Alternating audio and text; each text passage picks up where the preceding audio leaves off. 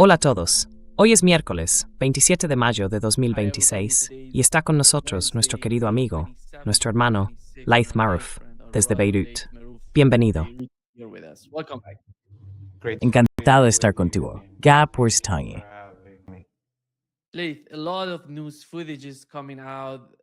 Laith, están saliendo muchas imágenes desde el Líbano, y hemos visto hasta ahora lo capaz que es Hezbollah.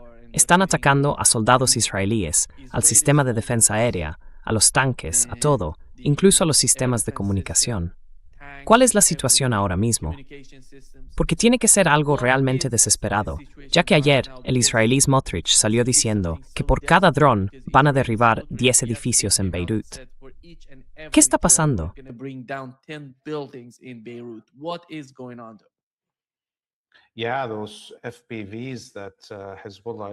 Sí, esos FPV que está usando Hezbollah están alcanzando una eficiencia sin precedentes. Está claro que Hezbollah tiene capacidades de vigilancia y de obtención de inteligencia sobre el sur del Líbano y el norte de Palestina, controlando todos los movimientos de las fuerzas invasoras y cazando a los comandantes, incluso a los de más alto rango, los que dirigen el campo de batalla. Como sabemos, hay al menos 10 oficiales superiores del ejército invasor judío que controlaban la zona de combate y que han sido eliminados en las últimas 2 semanas. Son pérdidas enormes, y mencionabas uno de esos videos. Ayer, Hezbollah publicó un video exclusivo para los medios iraníes dedicado a los niños mártires del ataque a la escuela de Minab.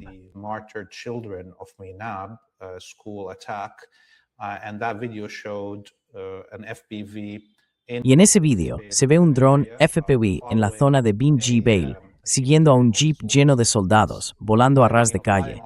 El jeep ve que el dron se acerca y gira a la derecha, pero aún así, el FPV alcanza la parte trasera del vehículo. En el vídeo, se ve claramente, se pueden contar al menos 5 soldados que mueren en esa explosión. Esto está ocurriendo cada hora. Los israelíes han enviado otros 30.000 soldados al frente en las últimas 48 horas, intentando conseguir alguna victoria militar.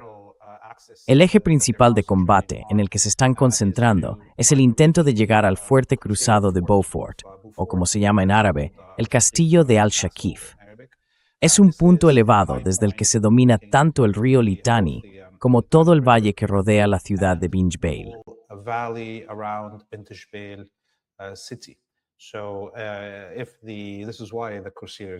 Por eso los cruzados construyeron un castillo allí, porque desde ese punto se domina gran parte del sur del Líbano y la zona central alrededor de Bin Jbeil. Y ayer, en uno de los 2 ejes que intentan alcanzar desde ese castillo, la fuerza invasora israelí cayó en una emboscada y fue diezmada hasta el punto de tener que retirarse y ordenar un ataque aéreo para intentar golpear las posiciones desde donde los combatientes de Hezbollah les estaban emboscando, y no han conseguido reabrir ese eje. Así que sobre el terreno, los soldados israelíes están sufriendo de verdad, tanto cuando avanzan y los FPV los cazan, como cuando intentan esconderse en casas ocupadas y cosas por el estilo.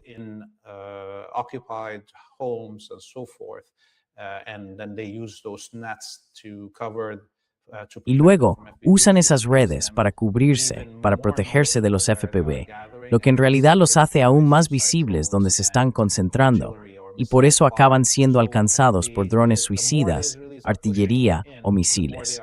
Así que, cuanto más avanzan los israelíes, más pérdidas sufren. No hay una solución que puedan encontrar para esos FP, ni para las emboscadas que está llevando a cabo Hezbollah.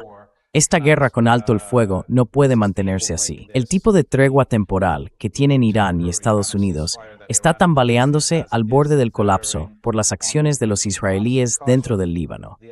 Aún así, creo que tenemos una semana más de margen, en la que los israelíes intentarán conseguir alguna victoria en el campo de batalla en el Líbano, pero no creo que lo logren. Al final, o los israelíes tendrán que retirarse por completo, o volveremos a una guerra total que implicará a Irán.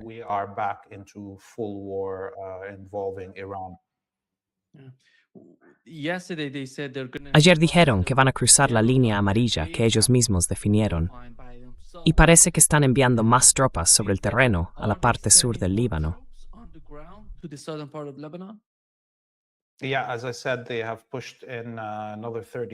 Sí, como dije, han enviado otros 30,000 soldados al frente.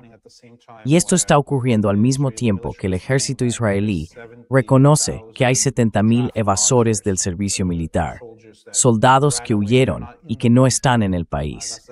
Es una cifra enorme de las fuerzas terrestres, de las fuerzas sionistas, básicamente, que no están disponibles. Así que se puede ver claramente que hay un deterioro en la calidad de los soldados que tienen. Muchos de los que combatieron en las zonas de guerra del Líbano o de Gaza tienen problemas psicológicos o se han fugado. Y los oficiales más jóvenes que están siendo puestos al mando, debido a la muerte de oficiales superiores, tanto en el campo de batalla, en el Líbano como en Gaza durante los últimos 3 años, todo eso demuestra lo desesperados que están. Y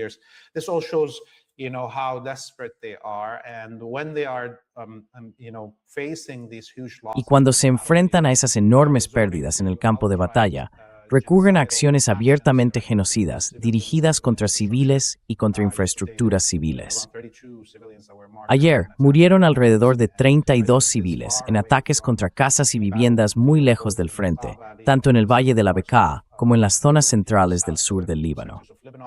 De hecho, esta mañana los israelíes, en un momento de furia, dentro de una oleada de incursiones aéreas, atacaron la presa de Karaun. The Qaraun Dam.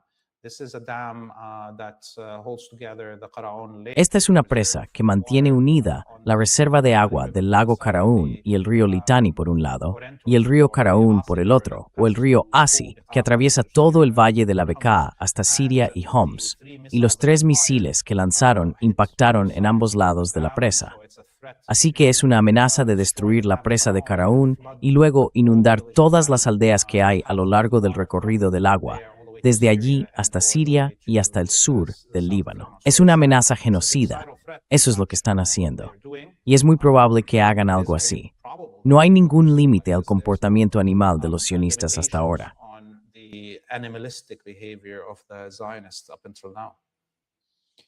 Ben-Gvir said that Israel won't let Ben-Gurion dijo que Israel no dejaría que Trump firmara un mal acuerdo con Irán. Y sabemos que desde que empezó el alto el fuego, atacaron. En el momento en que Donald Trump anunció el alto el fuego, atacaron Líbano. Por eso, cada vez que ven algún tipo de señal y sienten que están perdiendo políticamente, geopolíticamente, atacan Líbano. Esto es, creo yo. ¿Cuál es la interpretación de Hezbollah sobre este comportamiento de Israel? Porque hay mucho, ya sabes, no se trata de lo que pasa entre Líbano e Israel. Se trata de lo que pasa entre Estados Unidos e Irán. Por eso Israel está atacando Líbano. No es una especie de escalada que ocurre porque Hezbollah esté atacando algunos objetivos en Israel y eso provoque indignación en la sociedad israelí. Por eso están atacando Líbano. Todo está relacionado con lo que está ocurriendo, con la visión general de la que hablo. ¿Cómo están perdiendo la perspectiva global de Oriente Medio, de Asia Occidental?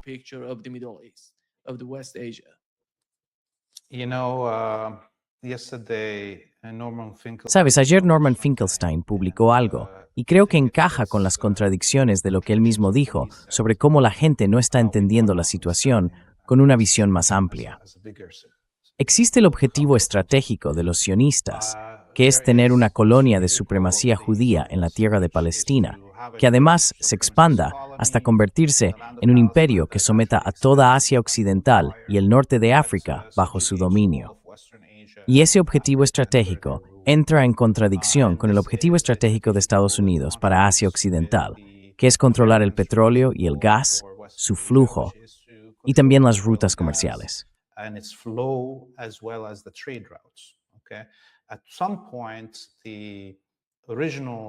En un principio, el objetivo estratégico de Israel era simplemente crear un Estado judío y mantenerlo. Había una especie de paralelismo con el objetivo estratégico de Estados Unidos, que era someter a los pueblos árabes e iraníes, saquear sus recursos y controlar sus rutas comerciales. La existencia de Israel funcionaba como un proyecto que debilitaba cualquier proceso de unificación o integración en toda la región y frenaba los pueblos y de sus tecnologías. Así fue como el sionismo trabajó. Ahora, Existe una contradicción entre los siete y ambos bandos. A contradiction between the strategic goals of both of those camps. And we're seeing, obviously, all of those. Y lo que estamos viendo, obviamente, es a todos esos comentaristas de derechas y a la gente del movimiento América Primero quejándose mientras el proyecto Israel Primero está perjudicando a América Primero. ¿Vale? Pues esto es lo que está pasando ahora mismo. Estados Unidos, en su intento de complacer la visión estratégica y los objetivos de la colonia judía, que buscan ese imperio del Gran Israel, ha destruido el petrodólar y el apoyo constante al genocidio en Gaza, en Líbano y en toda la región por parte del imperio ha acabado con 100 años de poder blando y poder militar acumulados por ese mismo imperio. And military power that the empire had. Okay? While the United States could have abandoned. Aunque Estados Unidos podría haber abandonado la colonia judía y el sionismo y haber mantenido el control sobre todos los vasallos árabes títeres, en realidad eso habría hecho aún más difícil que los revolucionarios en Líbano, Siria, Jordania, Irak o el Golfo encontraran una excusa para levantarse contra esos regímenes. Esos gobiernos ya le daban a Estados Unidos todo lo que quería, todo el petróleo, todo el gas, el petrodólar, las rutas comerciales, todo. Y, muy probablemente, incluso la élite palestina como Mahmoud Abbas habría besado la mano del imperio y ofrecido una Palestina al servicio de los intereses imperiales. Así que estamos en ese punto irracional que vemos ahora, en el que Estados Unidos, en realidad, necesita retirarse.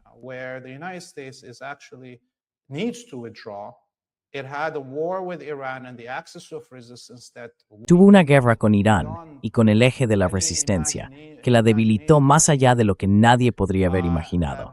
Pero tienes a Ben-Gvir y a los sionistas en general, tanto en Estados Unidos como en otros lugares, sujetando a todo el imperio por donde más duele y apretando, diciendo, no puedes, o te exponemos, o sacamos a la luz la pedofilia de tus archivos de Epstein. Y además, de todos modos, destruiremos tu carrera política. Mira lo que le pasó a Thomas Massie, sin ningún archivo de pedofilia. No necesitan los archivos de Epstein para controlar a gente como Trump o Biden. Controlan los medios de comunicación, controlan las finanzas de la clase política, controlan las grandes empresas de inteligencia artificial, controlan las grandes compañías tecnológicas.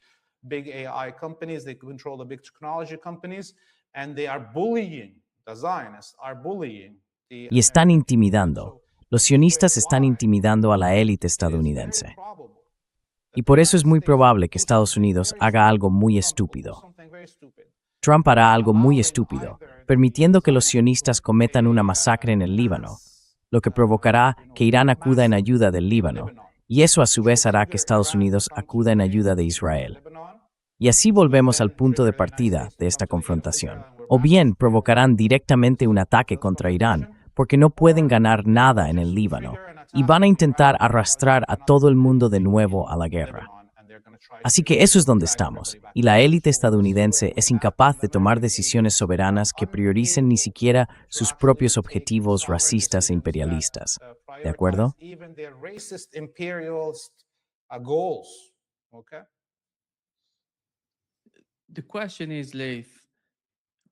La pregunta es, Laith, ¿qué más pueden hacer? ¿Qué más pueden hacer los Estados Unidos por Israel? Yo creo que este es el final para Israel. Esto es lo máximo que Estados Unidos puede hacer por ellos.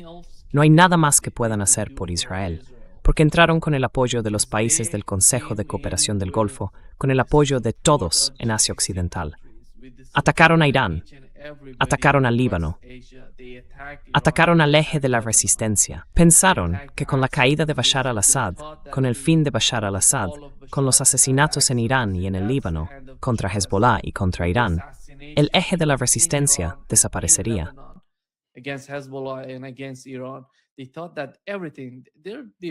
Ellos pensaban que ya lo habían hecho todo, que ese era el momento final para que el eje de la resistencia lo derribara todo. Pero no funcionó. Por eso ahora vemos a los países del Golfo tan desesperados. Están haciendo todo lo posible por lograr algún tipo de acuerdo entre Irán y Estados Unidos. Esa es la razón principal. Y creo que, a estas alturas, todo el mundo en Israel entiende que han fracasado y que nadie más puede hacer por ellos lo que Donald Trump hizo contra Irán. Esa es la razón. No sé, ¿cuál es tu valoración sobre eso? ¿Qué más pueden hacer por Israel? You know, this is where sometimes Sabes, es aquí donde a veces los ideólogos, los religiosos, los mesiánicos del Armagedón se convierten en lo único que podemos analizar. becomes the only thing Porque en una situación racional, lo lógico sería que Estados Unidos, y tienes razón, que Estados Unidos no puede hacer más. you're right. The United Ha usado la mitad de sus armas estratégicas, 3/4 partes de sus defensas aéreas. Ha agotado y dejado exhausta toda su flota de aviones y ha perdido una enorme cantidad de sus drones más avanzados. Y sus portaaviones están ahí, flotando, como blancos fáciles. Además, han perdido toda su propaganda, tanto contra Irán como contra el eje de la resistencia o los sionistas, o todo ese discurso sobre los derechos humanos, la libertad de expresión y el derecho internacional. Todo eso ya se ha acabado. talk about human rights and freedom of speech and international law, all of that done. And the United States can maybe go into another. Y puede que Estados Unidos entre en otra guerra de unos 30 días con Irán, y después quedará expuesto, incluso frente a una milicia o a un cártel de la droga que cruce desde México. Así de débiles estarán si se meten en una guerra. La única diferencia, lo único distinto que podrían hacer, sería usar un arma nuclear.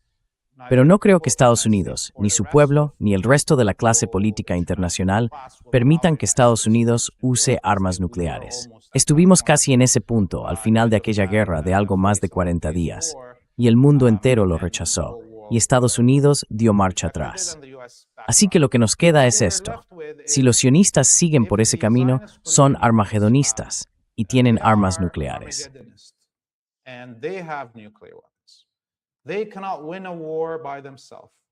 No pueden ganar una guerra por sí solos. Si Estados Unidos y Occidente los abandonan de repente, en una situación en la que hay una guerra con Irán y Estados Unidos pierda, de pronto se quedarán solos.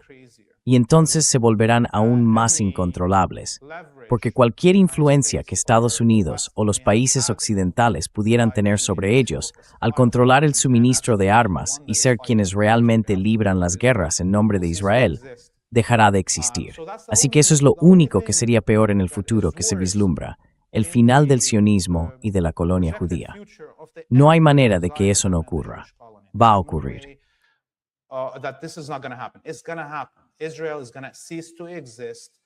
Israel va a dejar de existir. Las colonias judías van a tener que hacer las maletas y marcharse.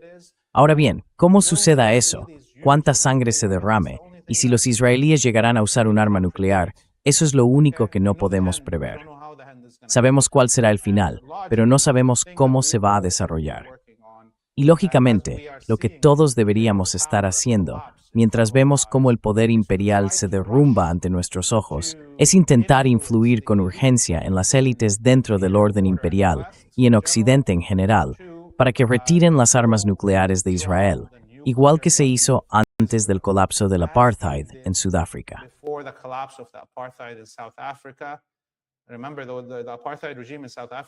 Recordemos que el régimen del apartheid en Sudáfrica amenazaba con lanzar bombas nucleares contra los revolucionarios negros en Angola, en Namibia, en Botsuana, en Egipto, en Zimbabue, todos esos lugares que originalmente habían sido ocupados por el régimen del apartheid.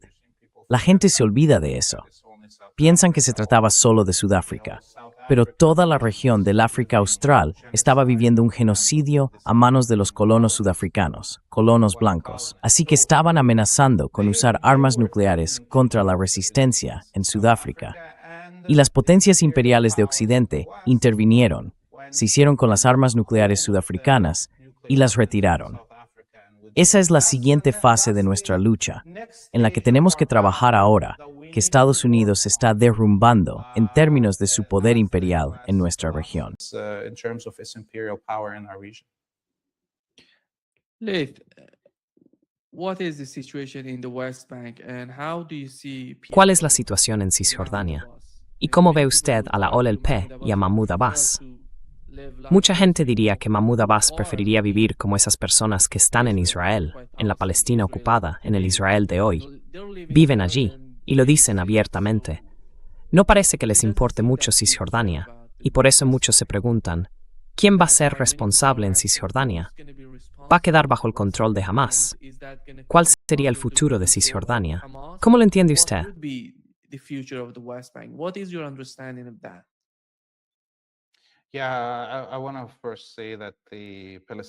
Sí, primero quiero decir que los ciudadanos palestinos del Estado de Israel, o los palestinos del 48, como solemos llamarlos, han vivido durante décadas bajo un régimen militar terrible. Miles de ellos, incluidos algunos de los poetas más famosos de Palestina, fueron encarcelados durante años. Y durante las manifestaciones que tuvieron lugar entre la Segunda Intifada y justo antes del diluvio de Al-Aqsa, vimos, por supuesto, a miles de estos palestinos salir a protestar, ser golpeados, encarcelados y violados. Y por supuesto, hay una vigilancia y un control constante sobre ellos. Así que los palestinos del 48 son de los más oprimidos y olvidados. Y siempre ha sido muy difícil ayudarlos, incluso para el eje de la resistencia.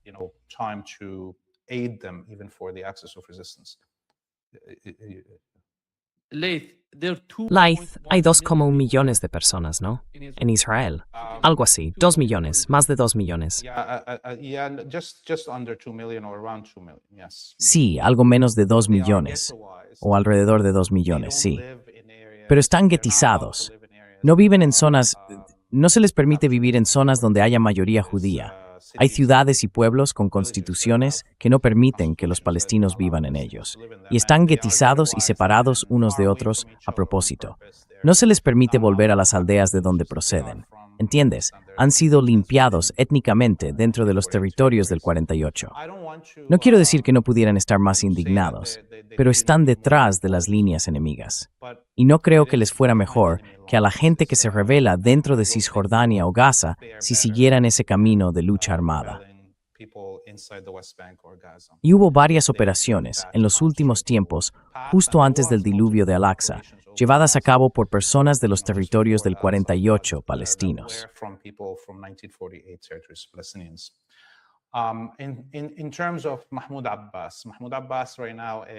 En cuanto a Mahmoud Abbas, ahora mismo está intentando crear un equipo de transición. El partido Fatah, que él dirige, está prácticamente muerto. La población de Cisjordania y de Gaza los ha abandonado, la mayoría de la gente.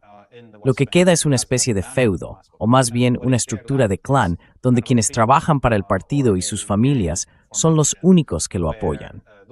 Por eso vemos a Mahmoud Abbas intentando colocar ahora a su hijo como líder de Fatah. Y lo hizo.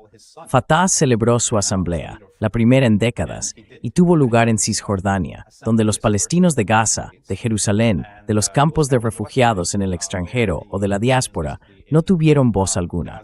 Y colocó a su hijo, que no tenía ni carrera política, ni experiencia en el activismo, ni nada parecido.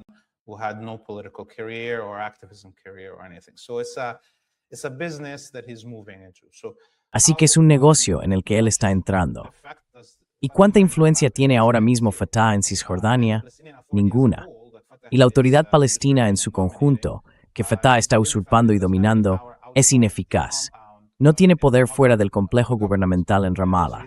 Sus tanques y jeeps desfilan de un lado a otro alrededor de las oficinas del gobierno en Ramallah, y nadie los detiene. Así que Fatah o la autoridad palestina no tienen ninguna relevancia. Ahora mismo hay mucho contrabando de armas hacia Cisjordania. De vez en cuando vemos a las autoridades jordanas afirmar que han derribado un dron de carga con armas que se dirigía a Cisjordania. Y si logran interceptar uno cada 2 meses, eso significa que cientos más están pasando y consiguiendo llegar.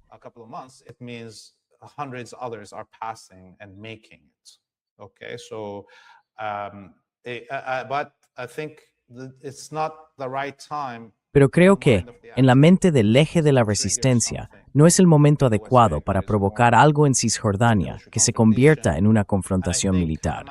Y pienso que Hamas, la Yihad Islámica Palestina, el FPLP y otros grupos coordinarían más una acción de ese tipo, sobre todo después de lo que ocurrió el 7 de octubre, cuando los palestinos lanzaron la operación Diluvio de Al-Aqsa, y los componentes del eje de la resistencia no estaban preparados por el nivel de secreto que la resistencia palestina tuvo que mantener. Creo que habrá más coordinación antes de que se produzca cualquier actividad militar en Cisjordania, y que el eje de la resistencia solo la activará cuando sea el momento adecuado para que sus distintos componentes participen en ella. Fitting for the components of the axis of resistance to engage with it. Yeah, many people, many of us may. Sí, mucha gente, muchos de nosotros, puede que pensemos, se olvida de que Jerusalén Este, la gente que vive allí, no forma parte de Israel y no son ciudadanos plenos de Israel hoy en día. ¿Y cómo es la vida de esas personas que, bueno, básicamente viven en una parte de Jerusalén que es distinta de la occidental? Porque, ya sabes, la administración Trump hizo aquello con el pueblo palestino en su primer mandato. Y sabemos qué está pasando con esa gente en Jerusalén Este. Do we know what's going on with these people in East Jerusalem? Yeah, of course, Sí, claro. Jerusalén Oeste, antes de 1948, tenía mayoría palestina. Fueron expulsados de la parte de la ciudad que los israelíes ocuparon en 1948, y Jerusalén Este fue ocupada en 1967. Y, en apenas 2 días tras la ocupación israelí de Jerusalén Este, llegaron las excavadoras israelíes a la zona de la mezquita de Al-Aqsa y arrasaron todo el barrio marroquí. ¿Vale? Era un barrio histórico de Jerusalén, habitado sobre todo por inmigrantes de peregrinación procedentes del Magreb, argelinos, tunecinos, libios, marroquíes, que habían llegado allí hacía miles de años. Jerusalén tiene distintos barrios, y ese era uno de ellos. Jerusalem has different neighborhood, and one of them those, and that's when they made the Wailing Wall. Y fue entonces cuando hicieron la zona del Muro de las Lamentaciones, ¿verdad? La limpieza étnica de Jerusalén Este empezó a los pocos días de su ocupación y sigue hasta hoy. Y hasta ahora, en Jerusalén Este viven unos 300,000 palestinos. No tienen ciudadanía del Estado de Israel. Tienen una tarjeta de identidad azul que, bueno, les reconoce el derecho a residir en Jerusalén. Pero en el momento en que salen de la ciudad, ya no pueden volver. Y en los últimos 3 años, la limpieza étnica de Jerusalén se ha acelerado. ¿Recuerdas que antes de la inundación de Al-Aqsa, todo el mundo hablaba del barrio de Sheikh Jarrah y de otros barrios de Jerusalén, donde todos esos colonos que venían de Nueva York estaban entrando, expulsando a las familias por la fuerza y quedándose con sus casas? Families by force and taking their homes. Well, that accelerated under the Bueno, eso se aceleró con el foco puesto en el genocidio en Gaza, y muchas de esas voces que antes hablaban de ese tema, por ejemplo, Mohammed al-Kurd, su hermana y otros, se fueron del país, del barrio o están en Estados Unidos. Así que ya no hay nadie que te muestre lo que está pasando, pero sigue ocurriendo cada día. En los últimos 3 años, decenas de miles de palestinos en Jerusalén Este han sido expulsados y sus casas confiscadas o demolidas. Y la autoridad palestina no se preocupa ni hace nada al respecto. De nuevo, si mencionamos todas esas zonas palestinas diferentes, se ve claramente que hay una jerarquía, por supuesto, y un aislamiento entre esas distintas comunidades palestinas.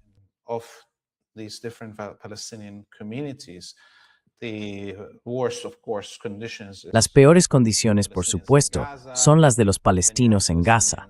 Luego están los palestinos en Cisjordania, después los de Jerusalén, luego los del 48, y también los palestinos en los campos de refugiados, que aquí en Líbano son maltratados y atacados, o cuyos campos han sido destruidos en Siria, y así sucesivamente. Y después está la diáspora. Y todo esto es intencionado, crear esas burbujas con distintas condiciones, ¿vale? Del sufrimiento del pueblo indígena, para que también sea difícil identificarse plenamente y se generen divisiones. Porque si alguien vive mejor dentro del 48 o en Cisjordania que en Gaza, pensará, bueno, yo no voy a hacer lo que hace Gaza, no vaya a ser que me pase lo mismo. ¿Ves? Todo forma parte y lo hace a propósito de la estructura de poder colonial.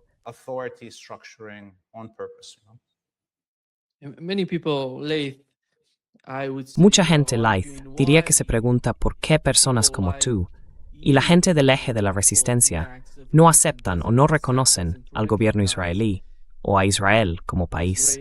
La razón principal, creo yo, y muchos de nosotros lo pensamos, es lo que acabas de mencionar sobre lo que está ocurriendo con el pueblo palestino dentro de Israel. Esa gente representa más del 20% de la población israelí. Si asumimos que hoy en día viven en Israel unos 8 millones de israelíes, aunque en realidad son menos por la guerra, porque muchos han salido del país, entonces digamos que son más del 20%. Y aún así, no reciben derechos, no votan. They're not receiving, they're not voting, they're second-class citizens in Israel. Son ciudadanos de segunda clase en Israel. Y cuando hablamos de educación, vivienda, infraestructuras, la tasa de pobreza entre estas personas supera el 50%. Así que, ¿cómo puede alguien imaginarlo? No votan, y en algunos temas marginales pueden hacerlo, pero en los asuntos importantes, a nadie le importan las personas que viven en Israel. Ese es el problema. ¿Qué más se puede decir en ese sentido? Que Israel, tal y como existe hoy, no puede seguir así, y que tiene que haber un tipo de cambio en esa región. No se puede ignorar la realidad de lo que está ocurriendo en Israel hoy en día.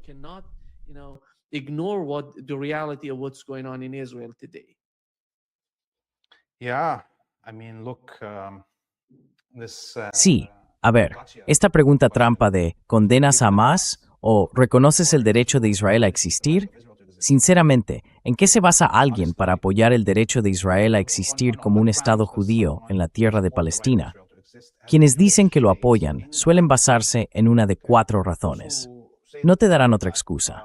La primera es un Dios que no es el de Moisés, Jesús y Mahoma, ese que dijo que todos venimos de una misma madre y un mismo padre, y que los seres humanos serán juzgados por cómo traten a otros seres humanos. No matarás, no robarás, no codiciarás los bienes de tu prójimo, ¿vale? Pues bien, ese Dios que no es el de Moisés es el que dice que hay un pueblo elegido.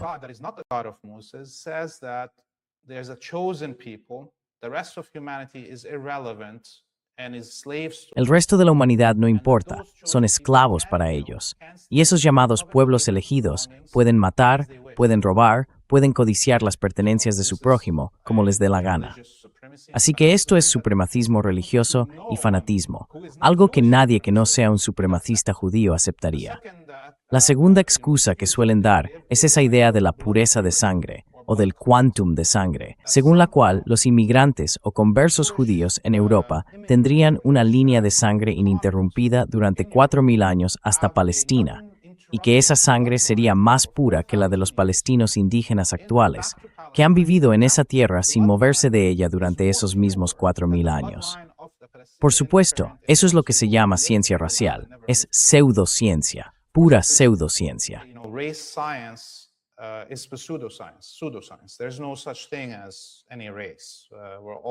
No existe tal cosa como las razas. Todos somos una mezcla, no somos razas distintas, ¿vale? Y es racista suponer que, de alguna manera, los judíos son endogámicos. Se supone que debemos aceptar esa idea, como si fuera algo normal, y no una afirmación racista y despectiva sobre los judíos, ¿verdad? Y el tercer punto es la idea de que la opresión de los judíos a manos de los europeos, incluidos los nazis, de alguna forma se compensa haciendo que los palestinos paguen por ello con su tierra y su sangre. Que los judíos tendrían derecho a cometer un genocidio contra los palestinos y a robarles su tierra porque algunos europeos los genocidaron y les robaron la suya.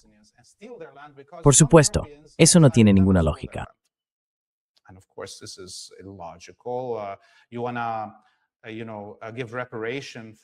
Quieres dar reparaciones a los judíos europeos por el maltrato que sufrieron. Les das una parte de tu país europeo. Y la última idea, la más absurda, la más estúpida, es que bueno, ya existe, que ya está hecho, que es un hecho consumado. Pero al parecer no lo es. Yugoslavia existió y se pudo romper en 5, 6, 7, 8, 10 pedazos. Ahora mismo se puede trabajar para dividir Rusia en 1 millón de naciones. Se puede exigir eso abiertamente, o hacerlo con China o con Irán. Se puede borrar la existencia de Libia, Sudán, Siria, Irak y Yemen como estados con sus fronteras destruidas y desaparecidas. Pero no se puede ni soñar con borrar la colonia judía y este sistema genocida, ni imaginar un sistema mejor. Hay que limitarse a coexistir con él. And dream of a better system. You have to just coexist with it. It exists. So there is Existe. Así que no hay ninguna razón lógica para aceptar el derecho de Israel a existir como una colonia judía en la tierra de Palestina, ni en el plano humano, ni en el legal, ni en el histórico, ni en el científico, ni siquiera en el matemático, ya que has mencionado las matemáticas. Casi el 60% de quienes viven dentro del territorio de la Palestina histórica, entre el río y el mar, son hoy palestinos. Por eso los israelíes están cometiendo un genocidio. Saben que por primera vez, alrededor del año 2020, los palestinos volvieron a ser mayoría en su tierra histórica, después de la limpieza étnica de la Nakba. Y los israelíes decidieron desafiar las matemáticas y desafiar la demografía. Necesitan llevar a cabo un genocidio. Bueno, no. Israel tiene derecho a existir bajo ningún concepto.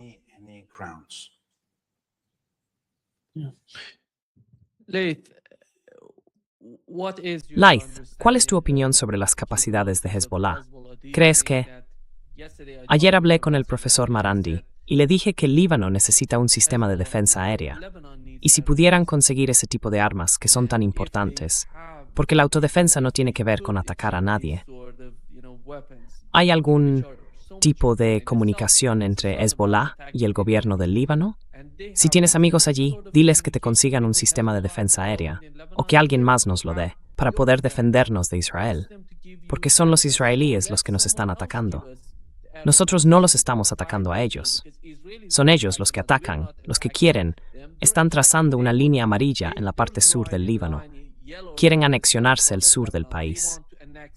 Por eso, en mi opinión, tarde o temprano, Líbano tiene que tener algún tipo de sistema de defensa aérea para defenderse.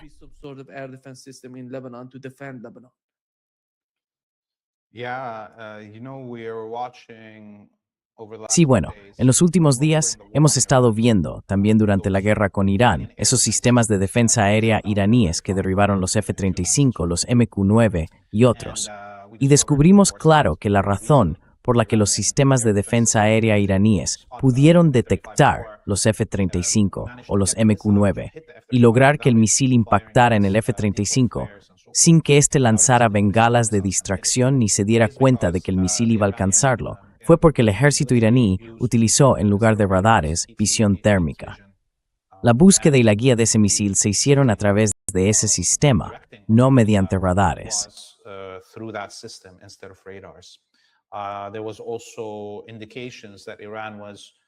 También hubo indicios de que Irán estaba utilizando algunos sistemas de defensa aérea con fibra óptica en los misiles, cables de fibra óptica, para evitar las interferencias que provenían de las posiciones de ocupación estadounidenses en Asia Occidental. Y ambas tecnologías fueron probadas por Hezbollah durante la guerra de 33 días.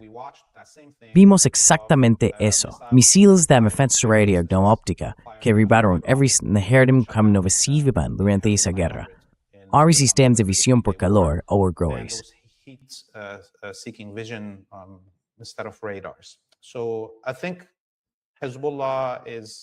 Creo que Hezbollah está en comunicación directa con el ejército iraní.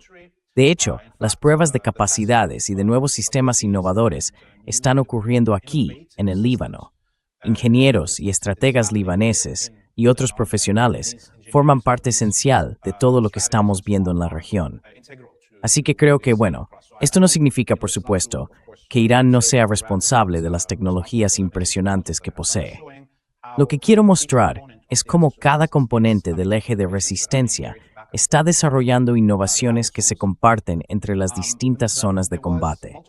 Hubo varios momentos en los que China, Rusia y Siria, cuando todavía estaba gobernada por el presidente Assad, ofrecieron al Líbano sistemas de defensa aérea.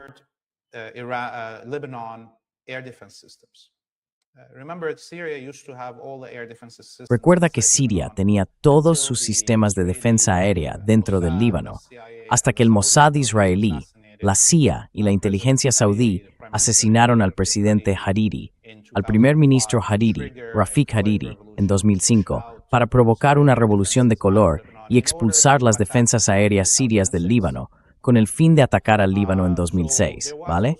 Así que esas ofertas se repitieron varias veces. La última fue en 2019 o 2020. Creo que el gobierno chino ofreció sistemas de defensa aérea al ejército libanés y fueron rechazados por el propio gobierno y el ejército del Líbano, porque el ejército libanés, incluso parte de sus sueldos, depende directamente del ejército estadounidense. Y el ejército estadounidense estaba amenazando con cortar todo el suministro de armas, los salarios de los oficiales libaneses y todo lo demás.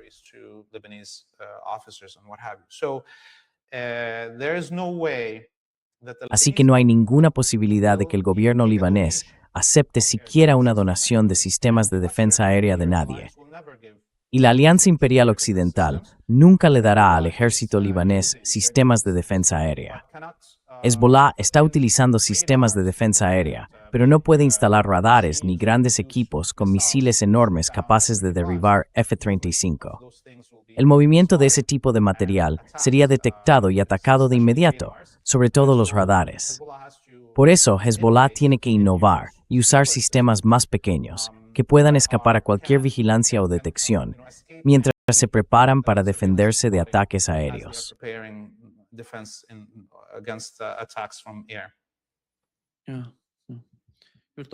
Sí, te refieres al sistema móvil de defensa aérea que alguien...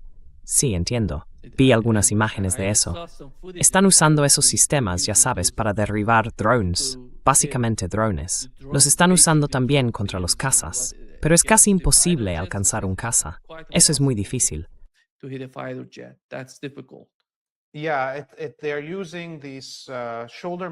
Sí, están usando estos misiles tierra-aire avanzados montados al hombro, pero para no tener que usar un sistema de radar contra los Hermes 900, que son los drones más avanzados que utilizan los israelíes, los están conectando con fibra óptica y los dirigen manualmente. Así, el dron no puede ver venir el misil, no sabe que ha sido detectado por radar y es alcanzado. Además, es imposible interferir la dirección de ese misil, porque va guiado por un cable de fibra óptica. Claro, no se puede usar ese tipo de sistema contra un caza, por cuestiones de velocidad y por la altura a la que puede volar. Ahí es donde aparece la debilidad.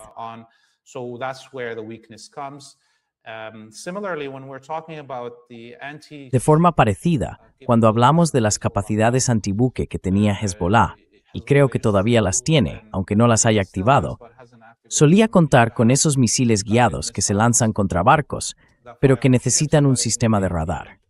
Bien, pues hubo un par de ocasiones en que se usaron durante la Guerra de los 33 días o en otros conflictos, y las posiciones de esos sistemas fueron detectadas de inmediato, incluso aunque estuvieran ocultas, por las ondas de radio y todo eso, y fueron destruidas. Así que ahora Hezbollah está utilizando sistemas parecidos, pero que evitan ser detectados como radares y similares, para atacar a los barcos de la OTAN en las aguas frente al Líbano.